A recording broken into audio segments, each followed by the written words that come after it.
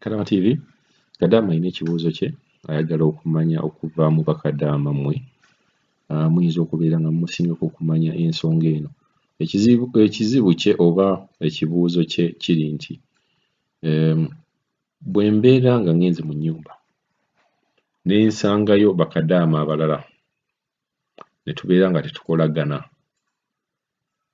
nsobola okugamba boosi wange ne mugamba abantu bano bakadaama bondeeseemu tetukolagana, nzizaayo ku ofiisi bampe ennyumba endala oba nedda?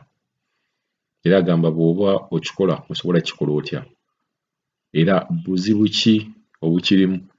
Era ofiisi esobola okkikkiriza oba tesobola kkikkiriza? Mukimanyi nti waliwo ennyumba n'ogenda nga bakadaama, waliyo bakadaama oludda abalala, waliwo ennyumba nga zikozesa bakadaama nga 2, 3, 4. Olwo ne kadaama we yatugamba ye akola mu lubiri, so babeera bangi nga bakola. So ye ekibuuzo kye kyekyo bwekityo kyagala okubeera ng'amanya nti ngenze mu nnyumba nsanzeeyo bakadaama abo tetukolaganye oba tetukwataganye. Mumanyi mu mbeera ya bulijjo oyinza okugenda wantu ne mutakwatagana na muntu gw'osanzeewo. Nsobola okugamba boosi wange n'anziza ku ofiisi n'efuna ennyumba endala oba nedda?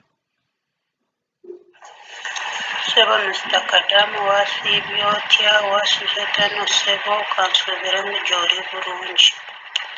Sebo Mr. Kadaama, nina ekibuuzo kyange. Bwe mba nkola mu nnyumba, ngweyo ennyumba mpulira entamye, ffe abakola n'Abafiripino n'Aba Ethiopia nga oluusi akunyigiriza kuyisa bubi. Nsobola kugamba boosi wange nga kontractor tennagwayo, nantwala ku ofiisi ninfuna ennyumba endala? Kisoboka oba tekisoboka? Ekyo ekibuuzo sooka kyebasisita bange bakomentinge bawayaawayemu tulabe.